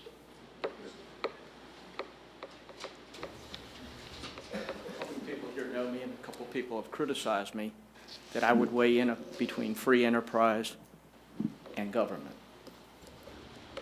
If you look at the shopping centers in this area, and I'm a mutter or a come here or whatever you want to call them since about 2000, but this old mutter has looked at an empty building sitting across the street for a couple of years. Can't rent it. One over here, can't rent it. Empty. This gentleman is in retail like me. I don't think these shopping centers are crushing the retail market by a long shot. A previous city council blew a good opportunity. And you might say I'm a little greedy and selfish. I want the tax base to do good. I'm not going to say whether or not you build a Walmart, Kmart. I don't care. Do something good for the city. And I'll give you some positive alternatives at the end. You had an opportunity years ago, not all are the same people, to build a complex on Wren's Road that would have added to the tax base. Didn't happen. That failed. In this case, in 2 or 3 years from now, or 10, as the founding fathers and mothers of the city are guided, let's look back in history.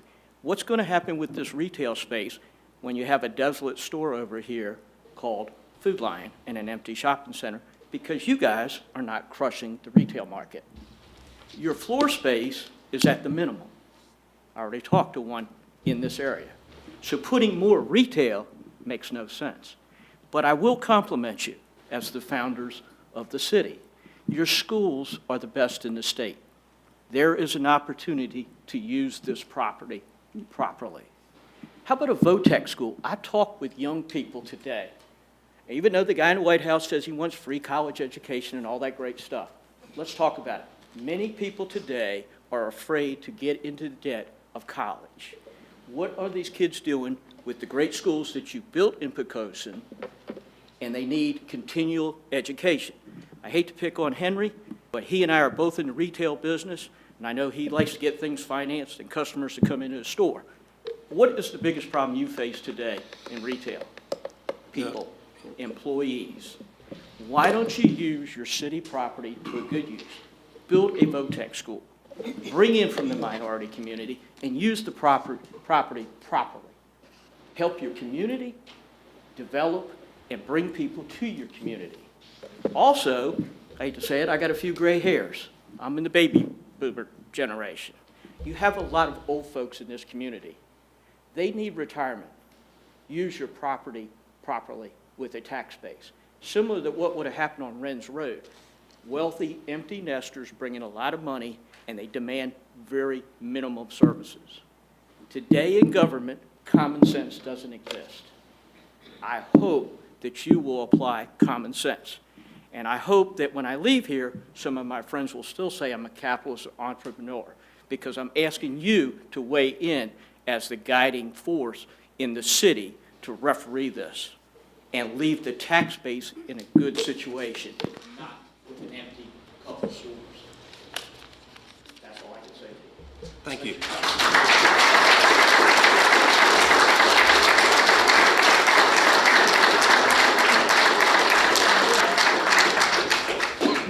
Okay, that's everybody that had signed up to speak for Walmart. All right, we had one speaker, Randy Trestale, that wanted to talk about something else. I don't even know what it is. Talk about anything, right? Yes. Mayor and City Council, I just wanted to take a few moments to talk about the legacy project, because I was not here. And I have reviewed most, I don't know most, but there's a little glitch in the videotape. I tried to review most of the City Council meeting and look at the minutes. And I was pretty disturbed about the number of acres of wetlands that are going to be destroyed in the project. And the term destroyed wasn't quite used enough, and that might have been confusing for people, but basically, the 9.7 acres of wetland on the legacy project will be destroyed. So this wetlands will be destroyed on site. Now, the term that was used in the meeting was called mitigation. And so apparently the wetlands will be reconstructed in another area, maybe like the Middle Peninsula or something like that. I didn't feel like there was enough weight, or from what I read in the minutes or what I saw on the video, there wasn't enough emphasis, or that just wasn't stressed enough of how much 9.7 acres of wetlands is. I mean, that is a tremendous amount of land. It's basically massive. It's like 7 football fields. And that's just the wetlands that's destroyed. In addition, there's another like 17 acres that will remain there, but be impacted with all the impervious surface that's surrounding it. So those wetlands will be stressed. And I don't really believe that mitigation of wetlands by constructing wetlands, possibly like up on the Middle Peninsula, will do our community any good. I think our wetlands need to remain intact and to be of service to our community for flooding, for trees, for wildlife. So there will be a tremendous amount of trees and a tremendous amount of land disturbance. I mean, it just boggles my mind how many trees are going to have to be removed from that land, and the wildlife disturbance, and it's Poquoson, as the gentleman who was talking about the spirit of Poquoson, and I think what gives Poquoson a sense of place for us is our wetlands and our wildlife and the beauty and the birds, and I think it's going to be painful for all of you as well as all of us. When the trucks start coming in and we're losing all the trees and we lose the benefit of those wetlands. And I'm really disturbed. I'm losing sleep at night thinking about the wildlife that's going to be displaced and the huge land disturbance and the potential flooding and problems that we could have. And I really feel like, with all due respect, I feel like it was a very unwise decision to go along with this legacy. And it was unwise of us citizens not to get involved early, too. So I guess my only hope is that our regulatory agencies, the DEQ and the Army Corps of Engineers, will have the wisdom, maybe a little more than we have had, and just look at the project and just get a bird's eye view and say, this is massive and this is too much.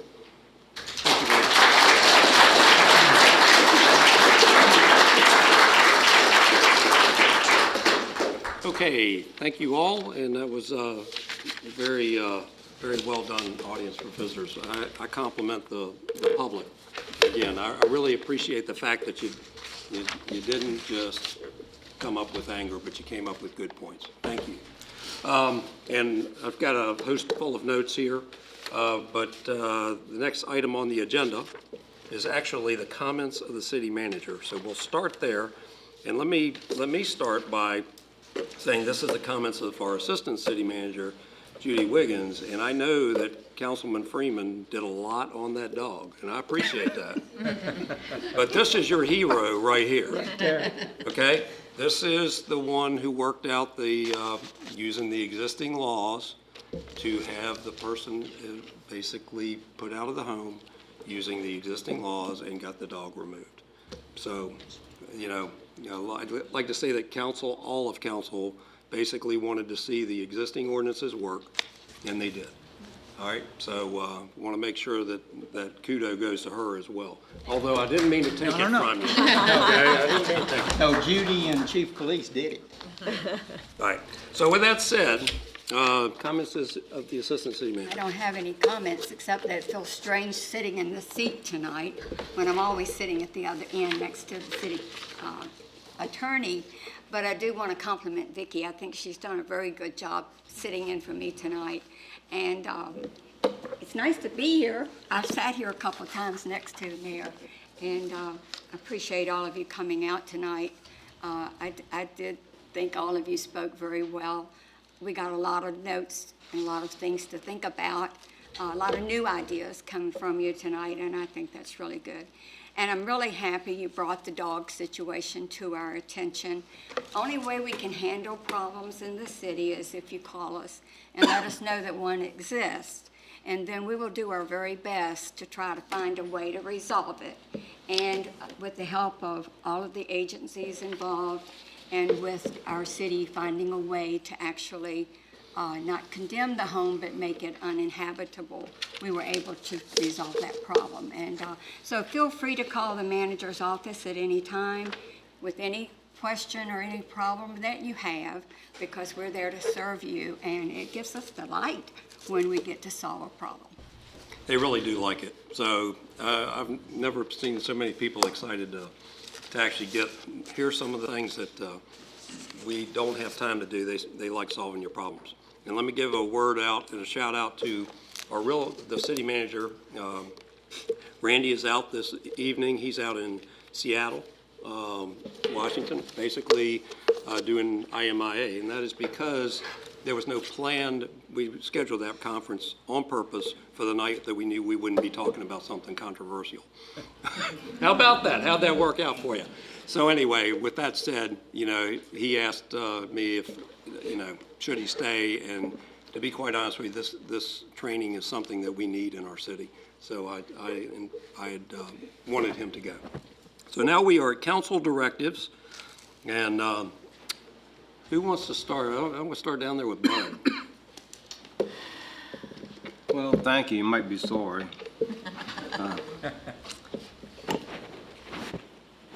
First, I'd like to thank everybody for being here.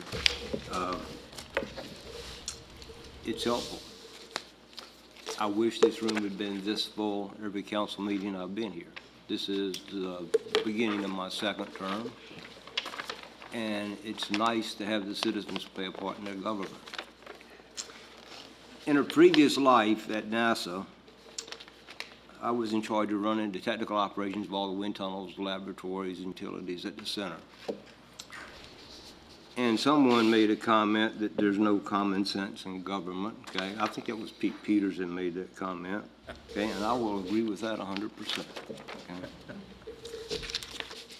I think I'm a person who believes in very little government, and I think you need as little government as you absolutely have to have.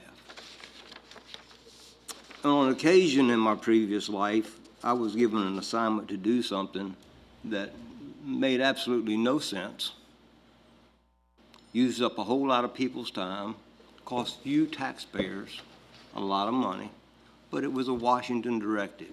Just like this city council gets Washington directives all the time, state, federal, all the time.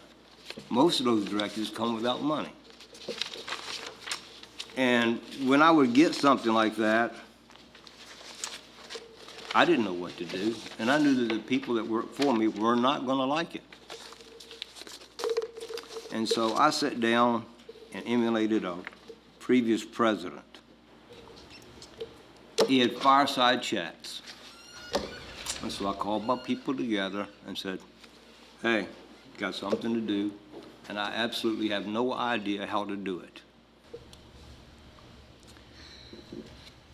And I didn't like it either, but somehow, through the help of those people in the room, we got through it. Now, what we're going through here is hard. It is very hard. But it's with the citizens of Poquoson we can get through this. It's been said that we want to attract businesses that agree with the comprehensive plan, not get those like some other store. Now, I'm not going to mention store names because I might set myself up for a lawsuit these days. Okay? And I don't want government to be able to say, you can open a grocery store, but you cannot. Now, we talk about Poquoson in the old days. I'm well qualified to do that. I can tell you about Poquoson 66 years ago. I can tell you when Little Florida Road did not get to With Creek Road. And if you wanted to get out of the east end of Poquoson, you had to drive down Little Florida Road, make a turn up Smith Street and out Alpha's. And if you wanted to go the other way, you had to go down Poquoson Avenue, out Yorktown Road, and through most of a road that isn't even used today. And not many of you probably have shopped at Sammy Moore's store or Sally's store. You know what happened? Farm Fresh came to Poquoson. By God, they did. Sammy's store is still there. Hadn't been operated in a long time. Neither has Miss Sally's. It's a residence now. And I can remember sitting in the Johnny house at Grandma's in December, having the snow blow through my back, through the cracks on my back, and hearing my aunts and uncles saying, they're going to put sewer in here? I don't want any sewer, don't need it. Well, we changed. We did get sewer, and if they were here today, they'd probably not change it, wouldn't want to go back. We've had a lot more changes than most of you in this room even know about. They brought With Creek Road, Little Florida Road, all the way to With Creek Road, by golly, and destroyed my hunting grounds. They surely did. A lot of you might have houses in that area now, and I'd rather have my hunting grounds. In 1961, when I graduated from Poquoson High School, I went to school many days with loaded shotguns in my trunk. Because after school, we went duck hunting, okay? So if I offend anybody who doesn't like to hunt, I don't do it anymore either. I don't like to hurt anything, okay? But when I was in school in 1961, I used to duck hunt. Went to school and carried my guns. You know what kind of news that would make today? You know what, in the 1980s, my sons went to Poquoson High School. And they went there with loaded guns in the trunk. And nobody ever thought of harming anybody or doing anybody any harm. Now, the social media says lots of things. And I've heard some of it tonight that we don't care. Well, I do.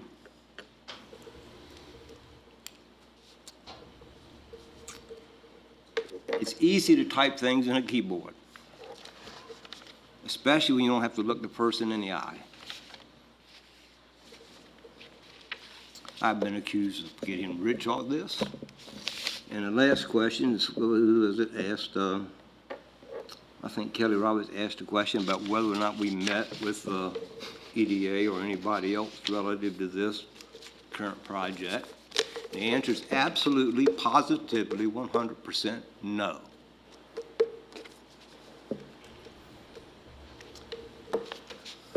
And there have been lots of nasty things said without basis and without merit that were totally untrue because it's easy to type into a keyboard.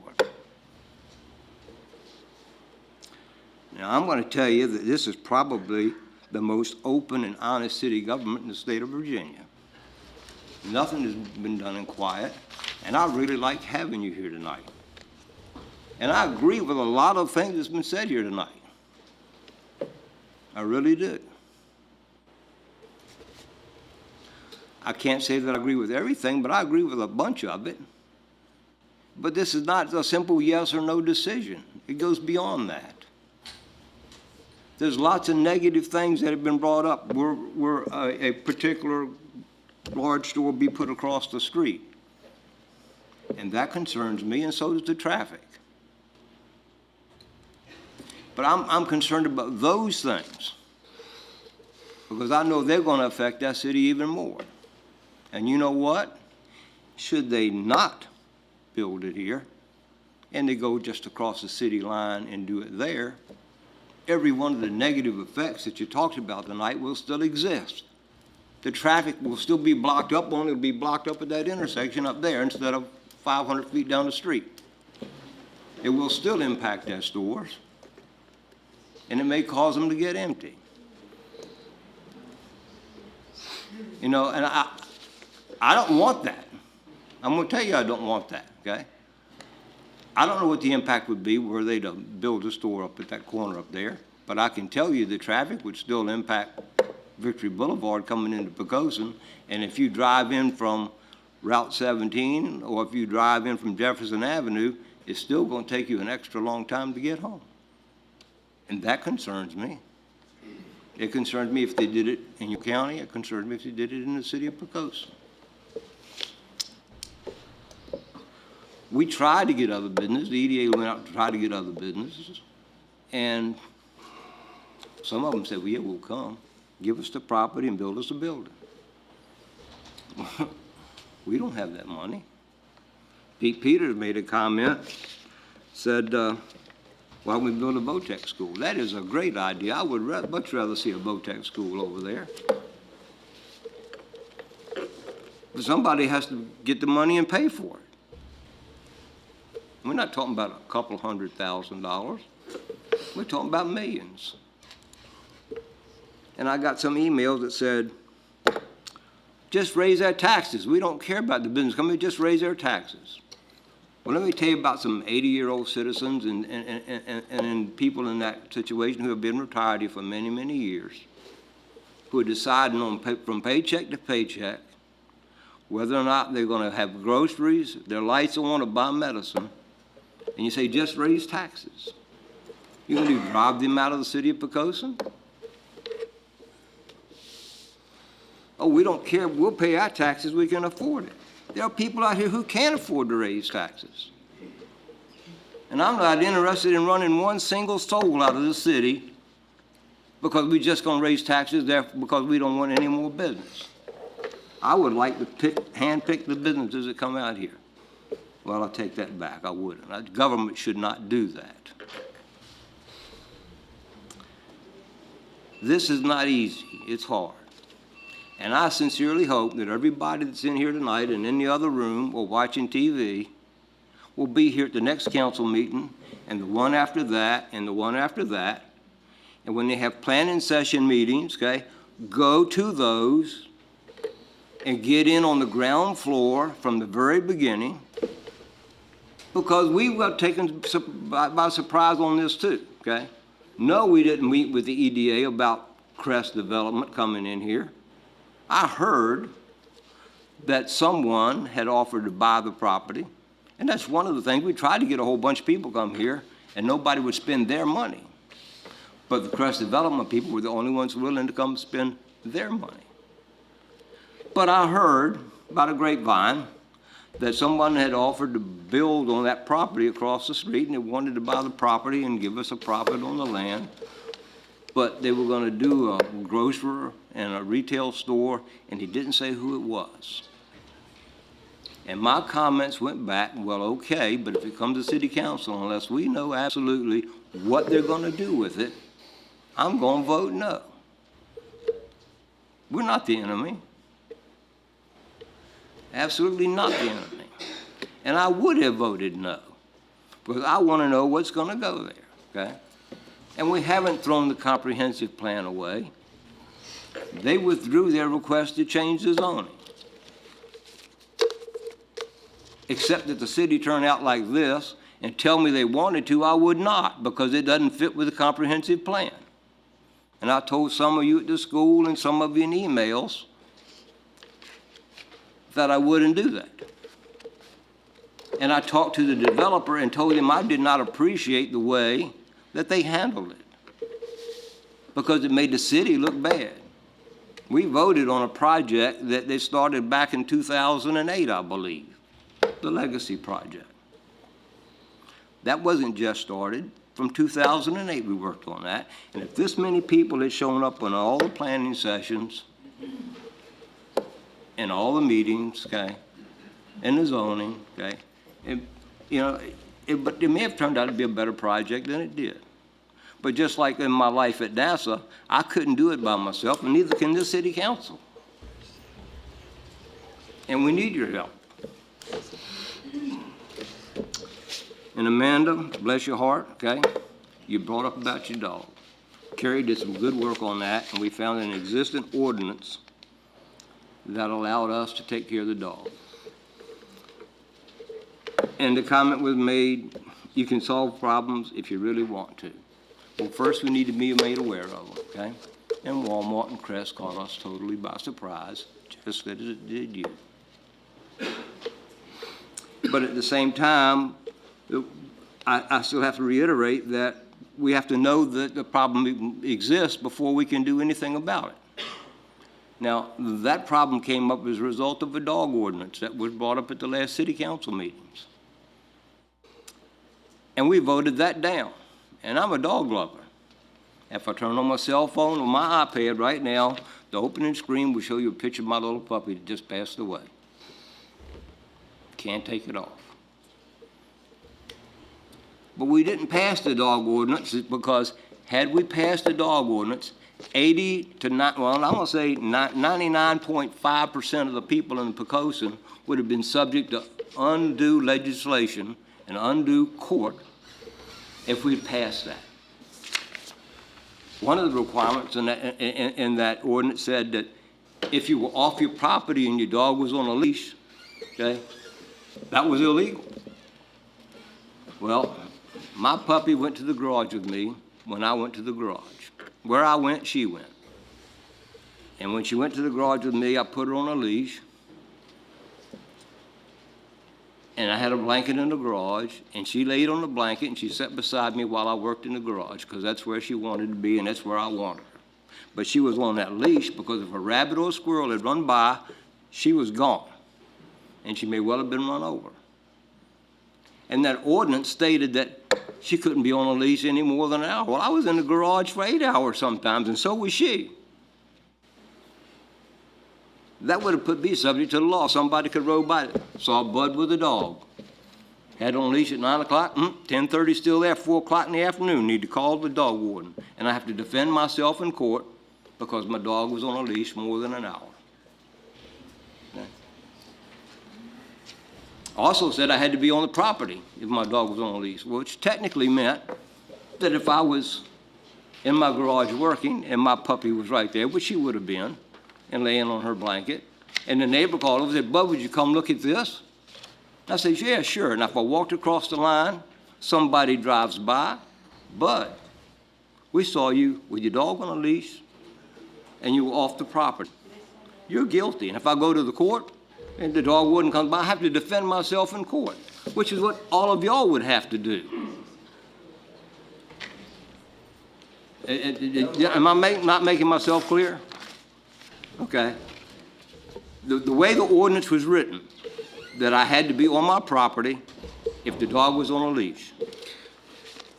So were I to step off my property and across the line, then technically I'm not on my property, and somebody who didn't like me could say, I saw Bud with his dog on a leash and he wasn't on his property, and I could technically have to defend that in court. And if the judge said, was your dog on a leash? I'd have to say yes. Were you on your property? I'd have to say no. Okay? Guilty. Hey, Bud, can we? All right, I'll back down. Okay? I'm on a roll. My point out of all this, and there is a point, is that you can get more government than you want. That would not have been the intent of the dog ordinance, okay? The dog ordinance was intended to protect dogs that are badly mistreated. And it was to protect the people from dogs that may go after people. And we got the situation that was brought to us fixed because there was an existing ordinance. Now, there ought to be one to make it easier, but the point is, many times when you pass ordinances, you get unintended results. So we have to be careful what we ask for. We might just get it. And I'm gonna cut this short. I'm wound up. You blew that, bud. I will back it off. I will apologize, but I want to tell you it's hard, okay? When your wife sees on the internet that you're lying in your pockets and you're getting rich because you're doing something, or people say that, hey, you're not transparent, I'm going to tell you there's good people sitting here. And this is hard, and we need help, and we want to do what's best for the city. I'll shut up, Gene. Mine too? Okay. I'm going to go back to I wanted to comment off totally different subject. Steve Hurrow from Dominion Power. I just wanted to comment that we did have our individual power line from the street to our house buried a few years ago, and we've been very happy with it. So it is something that I look forward to seeing more of. It's been convenient. We have had floods since then, and there's not been a problem. So I'm a big proponent of that. Another thing I wanted to comment on, we mentioned, one of the things we voted on tonight was spending $10,000 for Davenport. And as we were voting on that, I realized, somebody coming in and looking at our financials might say, wow, they're spending $10,000 on financial advice. Who spends that kind of money? That's a lot of money to spend, that we don't have. Why are they spending that? But if you're uninformed, that looks like a crazy thing to do. But if you listened to what the mayor said and know the facts and know how much they've saved us and earned for us, then that was a really good investment. And this comes back to the whole Walmart issue, which is a lot of people have been talking about a lot of things and saying a lot of negative, nasty things. And something about a shadow government, I'm not even sure what that is, but, calling us. I believe they got half of my paycheck then. Yeah, which is so much, right? That'd be $50. Yes, exactly. We make $100 a month doing this job, right? And that's before taxes and FICA and all those, whoever he is, right? Tonight, Shannon Dalrymple said that this was a sneaky deal and we were irresponsible and